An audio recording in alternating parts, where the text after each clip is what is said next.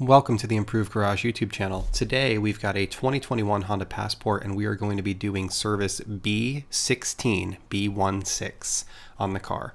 So a B service is an oil change with an oil filter replacement and an air filter replacement. A 1 means that we're going to be rotating the tires, and a 6 means we're going to be doing the rear differential as well. B also has an inspection component, so we'll be doing that too.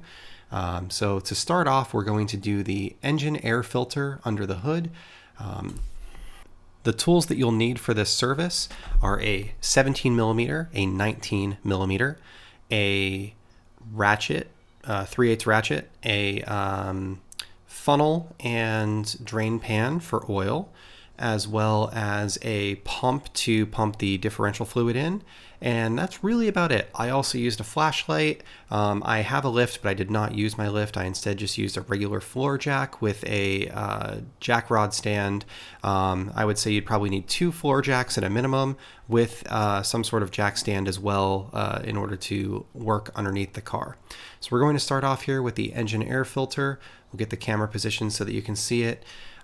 The air filter housing is right there on the right hand side, and there are 3 clips. There are 2 that are on the driver's side, and there is 1 that is on the back. So you see I'm unsnapping those 2 clips there on that side, and then there's 1 that is kind of on the back side that I'm reaching down and grabbing right there, and this will kind of pull up and out.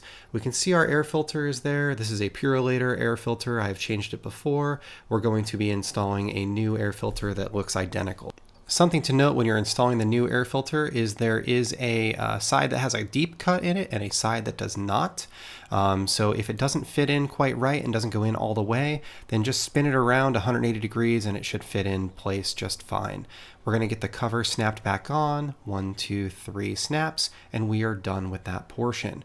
Next, we're going to move on to the cabin air filter. So the engine air filter is the one that the engine uses to breathe. So it's what all of the air that's being sucked into your engine goes through. The cabin air filter is what you're breathing yourself as an occupant within the vehicle. So any air conditioning, heat, air that is coming out of your vents is going to go through this cabin air. So here we are in the passenger side of the vehicle. The cabin air filter is actually mounted behind the glove box.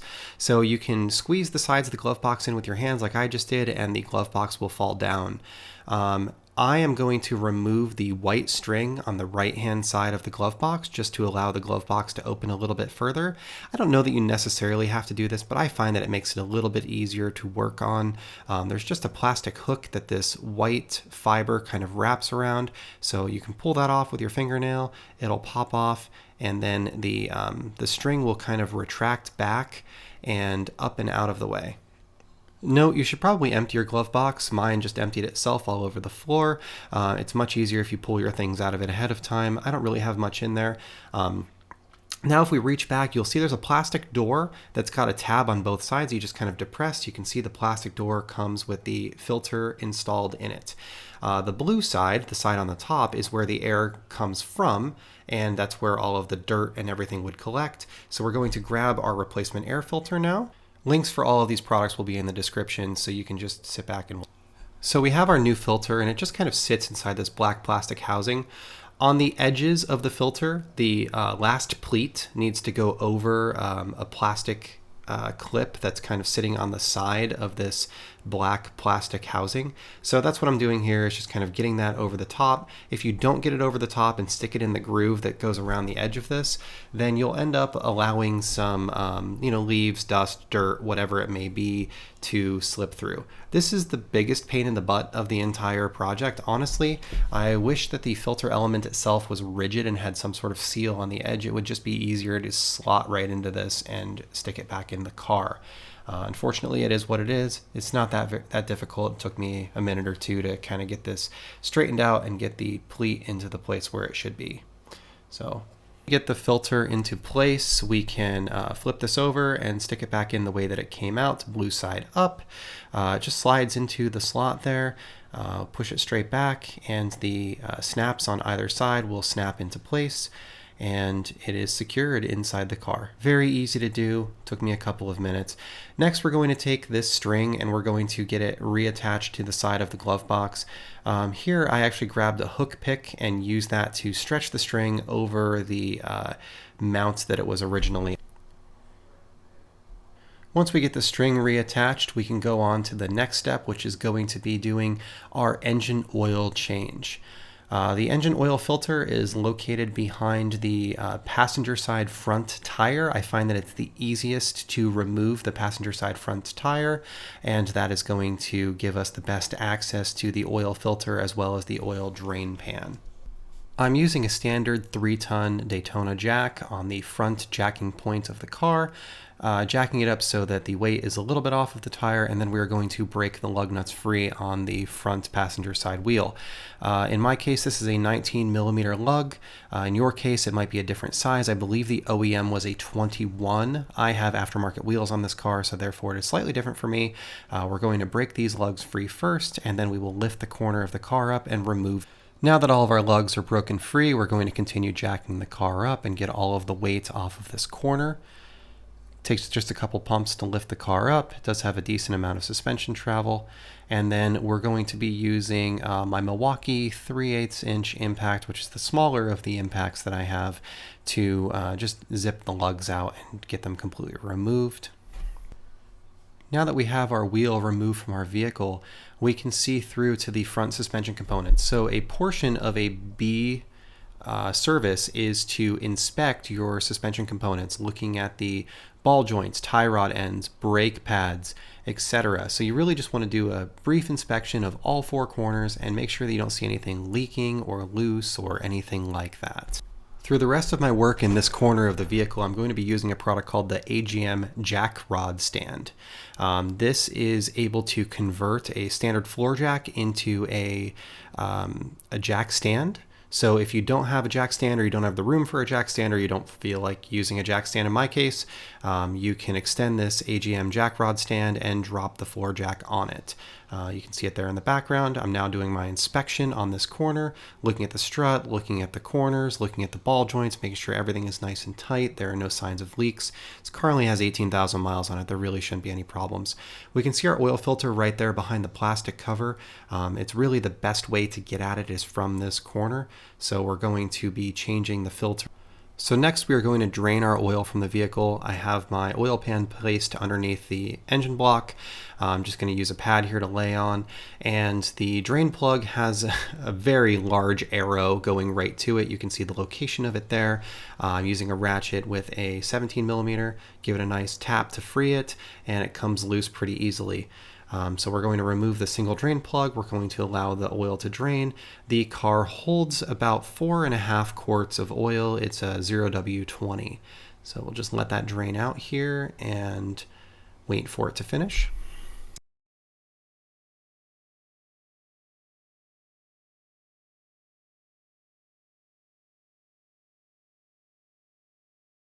Once the oil is finished draining, we want to reinstall the drain plug.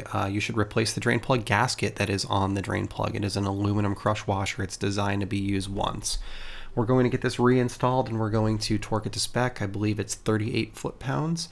So we'll install the drain plug and get it put on, and then you should hit it with a torque wrench to make sure that it is the right torque when you are done. Now we are going to remove the oil filter. We are positioned again in the passenger side footwell. We're going to loosen up this filter by hand, and then I'm going to show you a trick.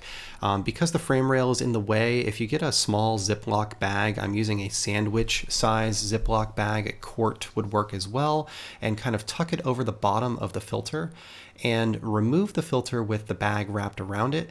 You will end up with much less of a mess of oil on your frame and in all of the valleys and holes that it has access to from that frame as this drains out. So you can see that I end up with a filter in a bag that is kind of full of oil.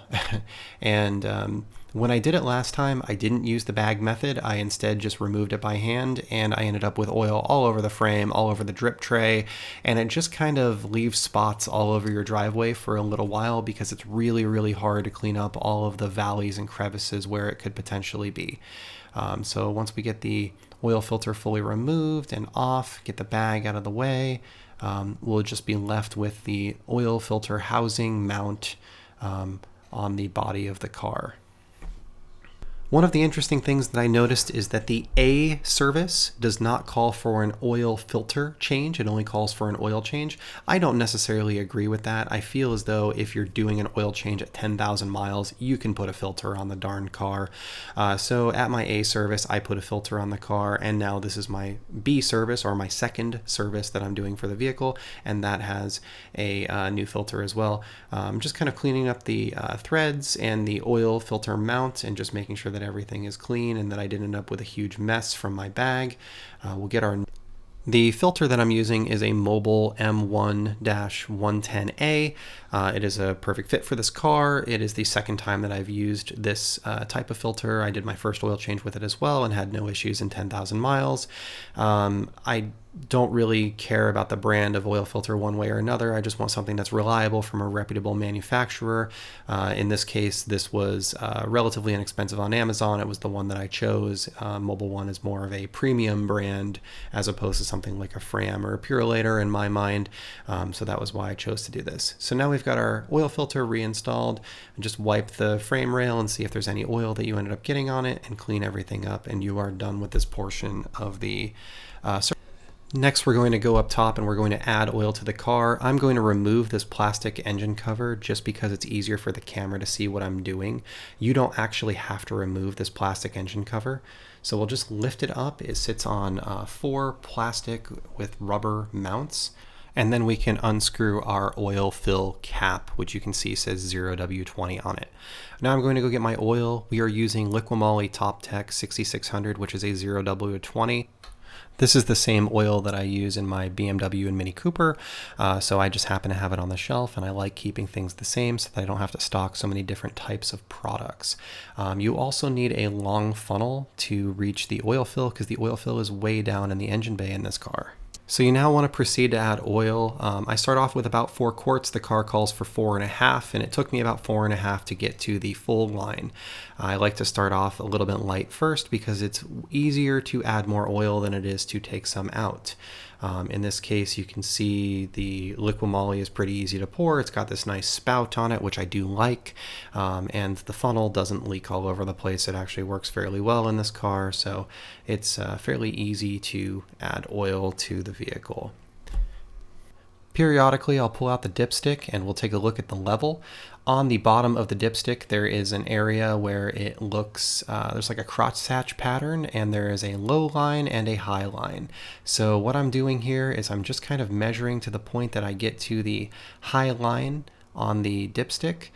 So we can see that here, and we will just continue to add oil until we get to the top of the high line. Now that we are finally done adding oil, we will tighten the oil fill cap. We will stick the engine cover back on. Like I said, you didn't even have to remove this in the first place, but you just have to line up the little rubber grommets with the 4 pins and push down, and it will reconnect to the vehicle. Next, we are going to service the rear differential. So here we are behind the rear axle or the rear frame mount.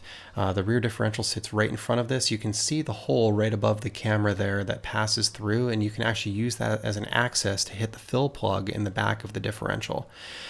So I will show you here the fill plug and the drain plug. The fill plug you can see directly through this hole, and the drain plug you can see from the bottom. Not easy to fit the camera in here, so I'm just pointing at them with my finger. So the next thing that we want to do is we want to remove the fill plug. Now the fill plug has a square on it. It's actually a 3/8 square. So you just use a regular 3/8 ratchet to remove it. You could use an extension through the hole in the frame rail.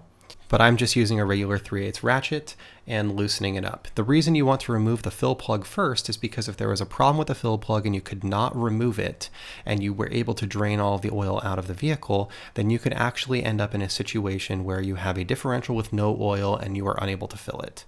So this way, if the fill doesn't come out, the worst case scenario is you just can't do the service today. So now I'm removing the fill plug by hand, completely removing it, and we are taking it out. It also has an aluminum crush washer, just like the drain plug on the engine, but it is a different size. I will put a link in the description to the part number. I ordered a 5-pack of both of these. Now we're removing the drain plug. Again, a 3/8 ratchet is all you need here. I don't even have the car on a jack. It can actually be on the ground. I'm laying under it pretty comfortably. We're going to remove the drain plug and we're going to allow the differential fluid to drain out. It is a little stinky. It uses 2 quarts of Honda pump fluid. Again, link in the description. We'll let this drain out. And the drain plug itself has a magnet on it, so we're going to clean this off. And you can see when I wipe it with my fingers that I end up with some black stuff on my fingers. There are little pieces of metal that are in here, which is why I would assume they're having you do a differential fluid change at 20,000 miles. I believe the next time that it calls for a differential fluid change is in another 60,000 miles. So clearly the maintenance interval for this very first one is just designed to deal with any metal shavings or filings that they would have from the vehicle being brand new. So we're going to replace this oil drain plug gasket with a new aluminum crush washer, link in the description, and we'll get this installed and tightened up. I will put the torque specs for all of these oil drain plugs in the description of the video so that you can reference them later. Next, we're going to move our catch can out of the way, and we're going to be pumping the oil fluid into the fill hole. So again, like I mentioned, we're using an OEM fluid. It's a Honda dual pump fluid, and we are using a standard fluid pump. I think this is a performance tool that came from AutoZone. It's a relatively inexpensive pump. These are kind of throwaway pumps. I tend to keep 1 or 2 of them just sitting on the shelf in case I happen to need one. It fits pretty well in the bottle, but you can see that I'm just slowly pumping all of the fluid in. This is going to take 2 liters of fluid, which is what the car calls for and what I originally ordered. You want to pump until either you've done 2 liters of fluid or the fluid is coming out of the fill hole, and ideally it would be coming out of the fill hole right when you're at 2 liters of fluid, just to note that you got all of the old fluid out and that you've put sufficient amount of new fluid in. Now we finished pumping our 2 liters of fluid. It barely was starting to dribble out when I was done with it. Now I'm going to be installing the fill plug back into the hole again. Make sure that you have a new crush washer on this and make sure that you torque it to spec. I'm again going to be using the 3/8 ratchet just to tighten it down and using my torque wrench to set the torque spec when I'm done. Next, we're going to reset the maintenance minder. To do this, you're going to go in the infotainment system to settings and maintenance. You will see the B16 and you click reset all and it will reset your maintenance minder. Thank you for watching and have a great day.